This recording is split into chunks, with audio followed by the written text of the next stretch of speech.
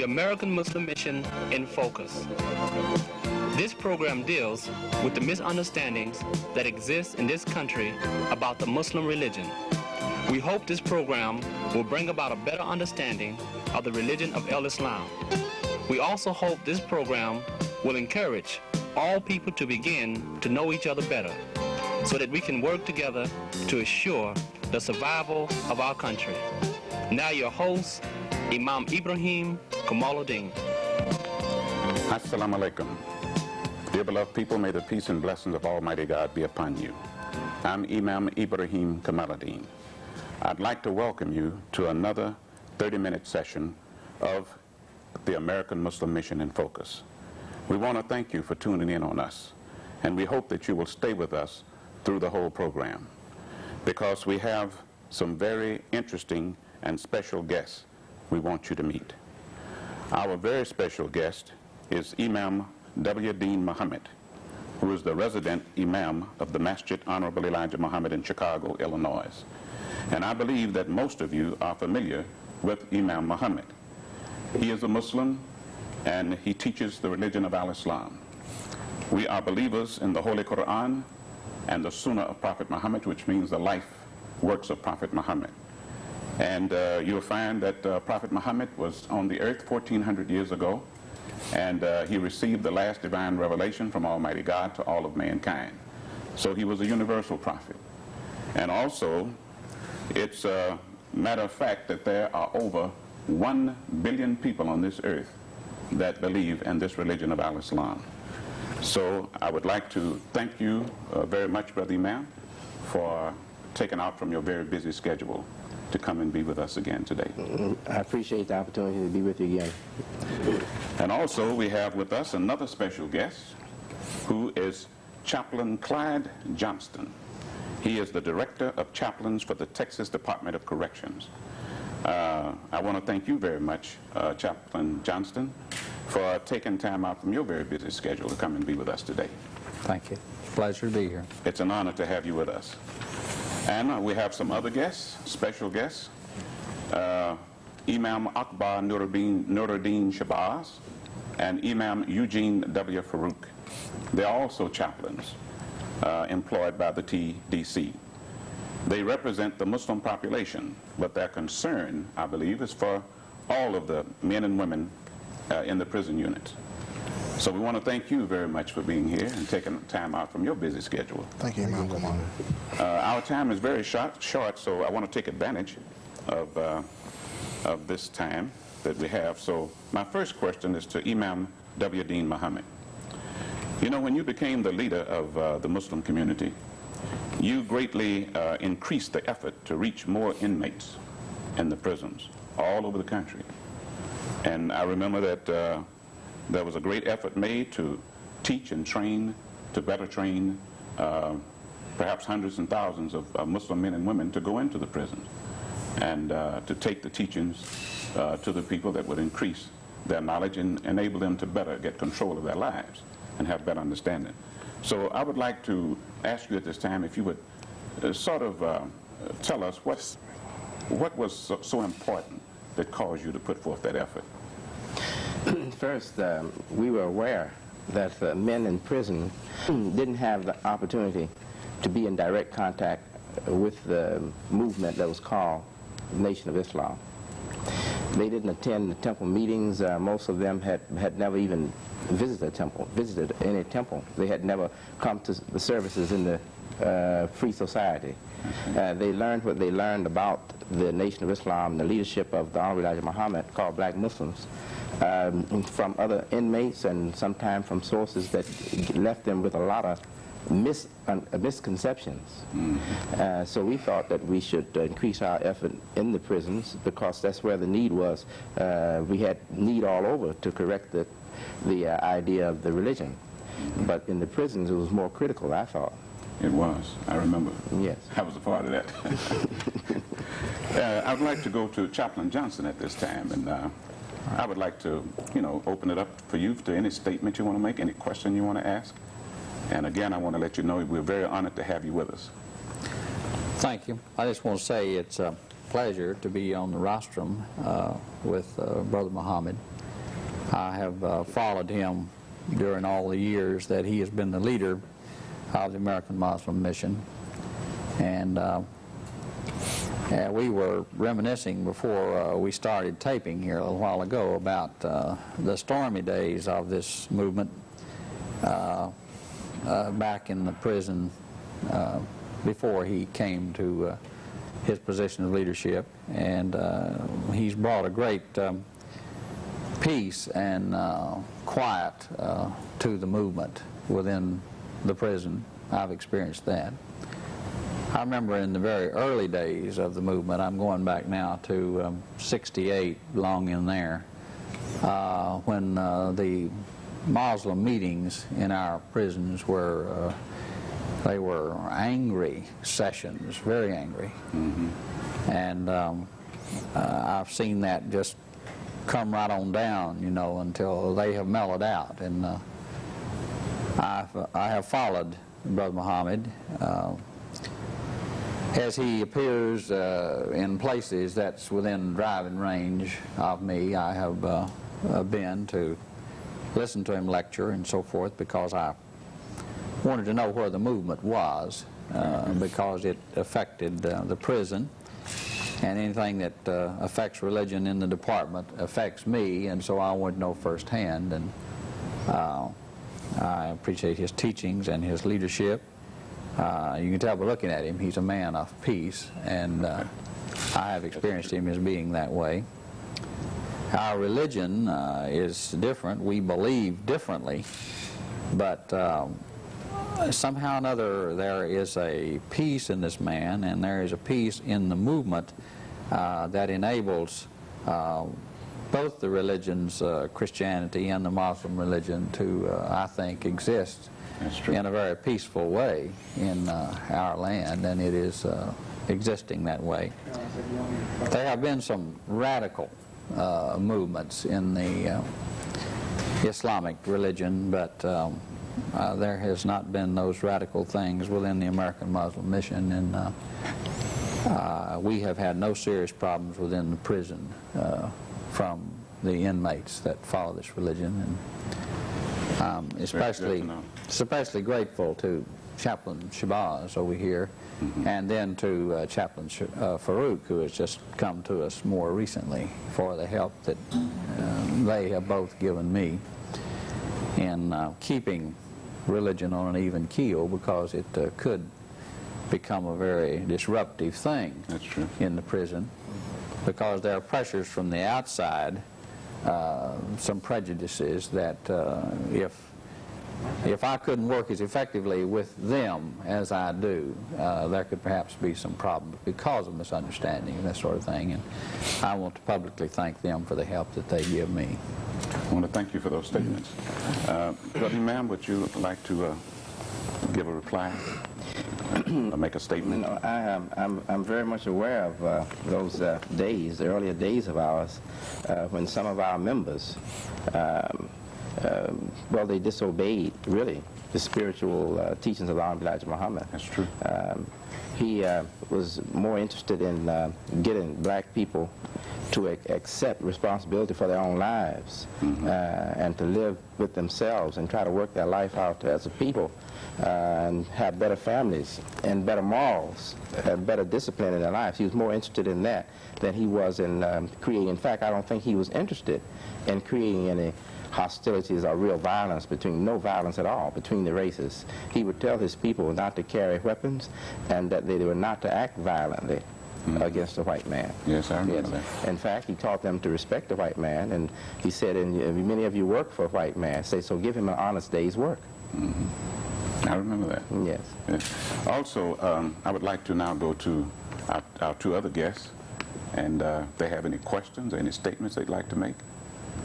Yes, I would, first of all, I'd like to give the greetings on behalf of the Muslim brothers within the TDC to Brother Imam Mohammed of Assalamu alaikum. Wa alaikum assalam. And it is indeed greetings to them.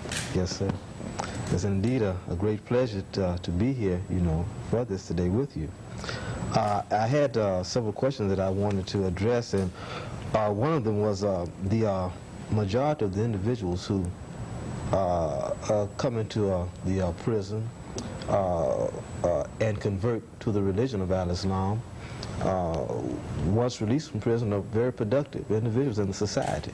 And what I would like to ask you is, what do you see as being the basic reason for this? Something to believe in. Something to believe in. I believe most of the men, people who give themselves to destructive life, because after all, criminal life is just another form of destruction. I think most of them, they have been disappointed. But maybe the home environment contributed to it. Who knows what contributed to it? But they've been disappointed in life. And when they find something else that they can believe in, sometimes that new faith gives them a new lease on life. And I think that's what happened.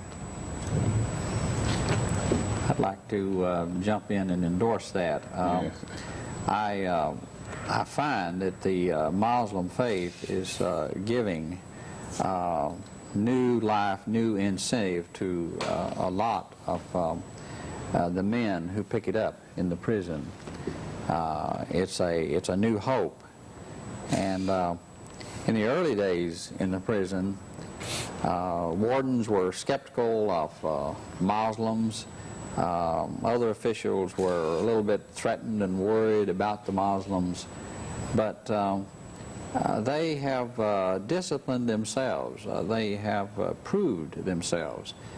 And I venture to say that the majority of the wardens of our prison, I cannot speak for them all, but I believe that most of them would say that the Muslim people are trying very hard to try to discipline their lives, to make their lives better so that they can be more productive, more creative people upon their release. And there's some peer pressure within your communities, within our prisons, where if a fellow starts going wrong, his brothers, I'll use the term brothers out of my own faith, his peers will speak to him and try to discipline him to keep him in the straight and narrow, because this is new life for them. This is new hope for them, and it's something that I wish somehow in my own faith there could be something new that would come that would give new life, new hope to my own group. Chaplain Johnson, I think a lot of that comes from their life in crime, really. Everything is not bad in crime, in the criminal society. One thing they have that is good, they will stick up for each other. Yeah, you're right. That's right. You're right. So when they become Muslims, they still have that spirit to help each other out. But I see many of the others who are in religious groups, and I'm speaking principally of the Christian faith now, somehow or another, there's not the esprit de corps, to use French terminology here. There's not the enthusiasm and the zeal to try to better oneself in the Christian faith as I find it in your own group. And I'm very disappointed in my own group for that. Of course, as we study movements, we find that all movements go through various phases. That's true. So in your own group, you have this to look forward to somewhere down the line. I mean, well, it has happened already in many Muslim countries. Yeah, that's what I'm saying. Yeah. So just because I'm saying that our own Christian religion has become a little bit more passé or decadent and so forth, it will also happen to yours too, in due time. But it's a cycle. It's a cycle. Yes.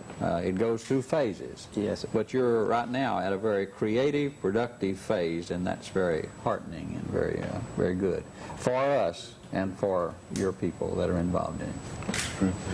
You know, listening to you two talk, I was thinking that it's one thing that should be realized is that Al-Islam is not a religion for just one set of people. But it's a religion for all of mankind. It's a universal religion. And every human being can benefit from it. Right. And I think that... that's very important, especially for the inmates, men in prison, right. And those in the streets who I think kind of identify with those people who've given up on life, That's right. who don't have any hope. That's very important what you're saying, because many of them think that the religion Islam is some kind of cult. That's right. That's right. Even a criminal cult. Some of them thought it was a criminal cult. That's right. Yeah. And I noticed that some of those ideas are still being projected to the people. you know, as though to keep some kind of animosity between people. And I think this communication, this is one of the reasons why I'm very happy and pleased that we were able to meet together here like this, because this will make people realize that all it takes is communication. I believe so.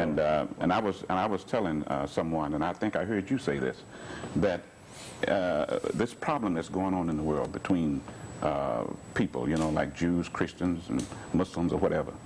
I heard you say once that if all of these people would really live up to their religions, you wouldn't have this problem. That's true. You see, because all the religions are basically good, you know. And all the religions are pure.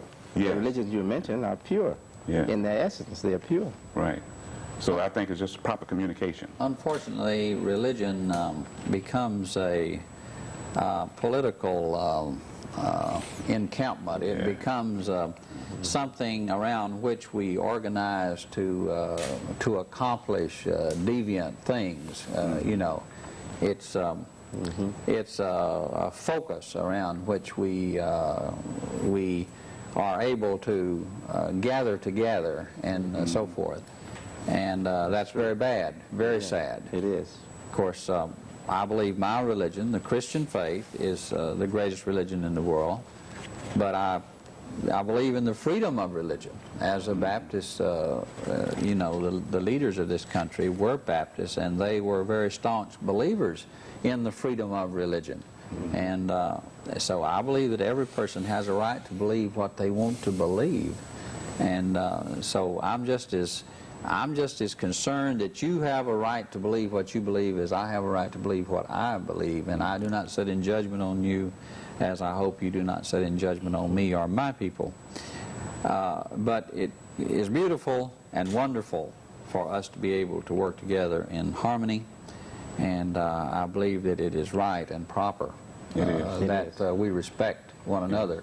In fact, if we do not respect one another, there's no hope for us. That's you true. know. That's right. So I respect you as you practice the lofty teachings of your faith, and as your people are made better, and as society is made better by your faith. I rejoice in that, the same as I rejoice in people being made better by what I believe, you know. You know, Chaplain Johnson, I just hope that more people will this will motivate more people to start thinking this way and just looking into things, you know. Of course, in Christianity, we're taught that if we judged, we will be judged. And so I don't want to say bad things about you, because that puts me in a bad light. And I don't even feel bad things about you, don't misunderstand. But even if I did, I wouldn't verbalize them, because that makes me judging you. And then that, if I put you down, I put myself down. That's what I'm trying to say. Yeah. And I'm not going to be guilty of that. And you know, the reason for that is because we're all one human family. Right. I certainly believe and that. Brother Imam, you know, he was speaking of something there a minute ago about freedom to practice your religion or what you believe. And I heard you mention once that that is also a part of our religion. It is. It is. Prophet Muhammad, peace be upon him, when he established the first Muslim society, government, community in Medina, in the Middle East, he gave a mandate that the Jews would be free to practice their religion and to observe their religion as they had been observing it, and that the Muslims had a duty, an obligation, being the host society there. They had an obligation to protect the rights of Jews and Christians or other people who adhere to legitimate religion. Now, we know some people, like we have in the institution, they don't have legitimate religion. Their religion is criminal. He didn't allow that. But he did recognize the right of Christianity and Judaism and other religions too to exist and have a free life, just as Muslims had under the Muslim state. You know, I can see that. I'll go right ahead. There's another thought that comes to my mind that's in keeping with what we're talking about. There was a very learned Jewish man who made this statement regarding the Christian movement when he was very young. And the Jewish people were trying to stamp it out, and this very brilliant man by the name of Gamaliel said that if this is of God, we cannot hold it back. If it is not of God, it will die out on its own. And so as I look at your group, I say, if you are truly of Allah or God, we'll not be able to hold you back. And I'm not trying to hold you back. You cannot be held back, put it that way. If it is not, it will die on its own. It will. It will go the way of the world. Yes. I see we're getting so wrapped up in this, we're leaving out our other guests. Do y'all have any more questions that you'd like to? Yes, I have one. Right, go I ahead. also would like to bring the greeting from the brothers and take the form of correction to Imam. Greet them first. Yes, sir, I will. There seems to be a growing concern, not only in Texas but throughout the country, of female officers searching Muslim male inmates.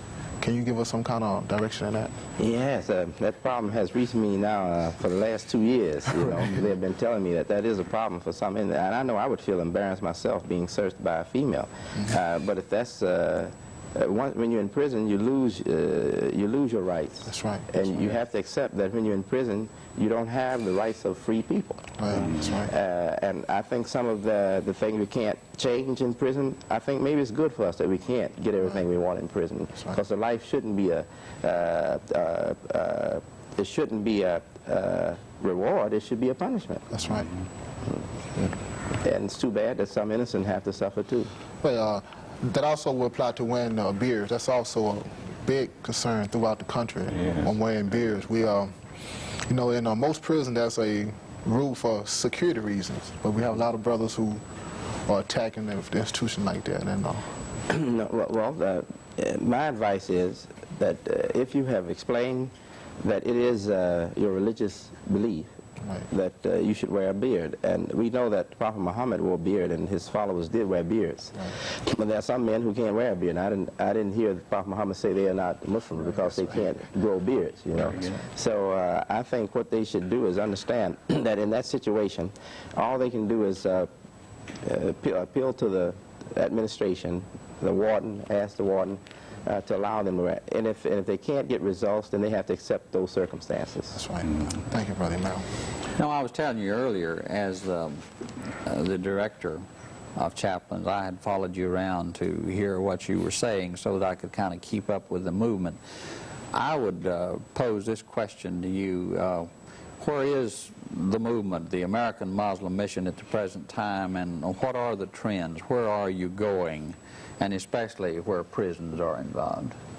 Yes, where prisons are involved, we are really now trusting that men will be in the position of imams within the prisons who are not themselves convicts. They're free men like these chaplains we have here, and that they will have the inmates' concerns at heart, and also the community's concern at heart, and that we will trust them. We don't want to have an administration in the masjid, in the church, and masjid for us is mosque, and that administration is responsible for what is happening in the prison. We rather have men who are accepted by the institution, who are educated, and can perform that service for us and for the institution.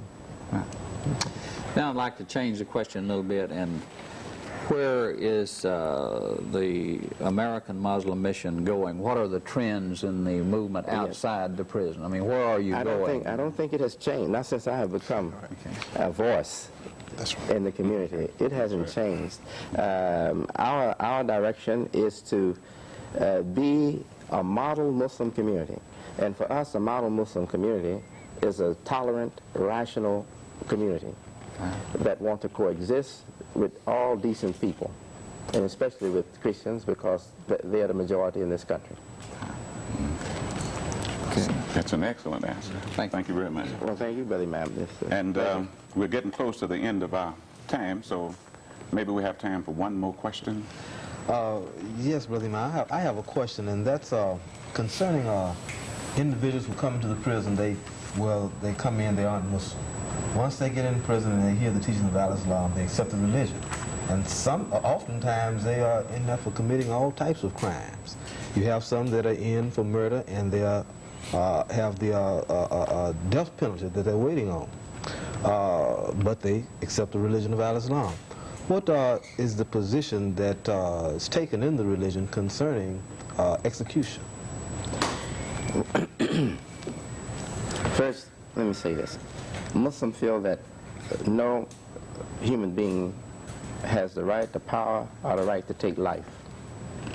But the Muslim society, we are duty-bound to respect the law of God, and we execute laws that God has established. And there's capital punishment in the Muslim society. That's right. But it's not us. We don't have the power. It's not our law. That's the law of God. That if you kill, you have to answer for that. If you commit capital crimes, felonies, you have to answer for those crimes. What I would say to men like that is that they should find peace and find solace in their religion if they have really been converted to that religion. And if the prison officers, administration, or their imam who service that prison, if you feel that this man has really had a great turn in his life, a great change in his life, and you feel that he should be given another chance, I think he can make an appeal on the basis of his change in his life because of his religion. If it's rejected, then he should go to death as a Muslim. Okay, I'd like to thank you all very much again for being on the program, and you really made it very interesting. I learned a lot, you know. And dear beloved people, I would like to get you to buy one of the books by Imam Warithuddin Mohammed, and it's a book called Religion on the Line, and I believe you'll be seeing it about this time. And the subjects in there, I think, will enlighten you very much. I know it enlightened me. And we would like for you to call 437-7087, and we'll give you further information on how you can obtain one of these books. So I'd like to thank you again for staying with us, and we'll be bringing more information to you on our next programs. So I'd like to leave you with Assalamu alaikum. May the peace and blessings of Almighty God be upon you. Thank you very much.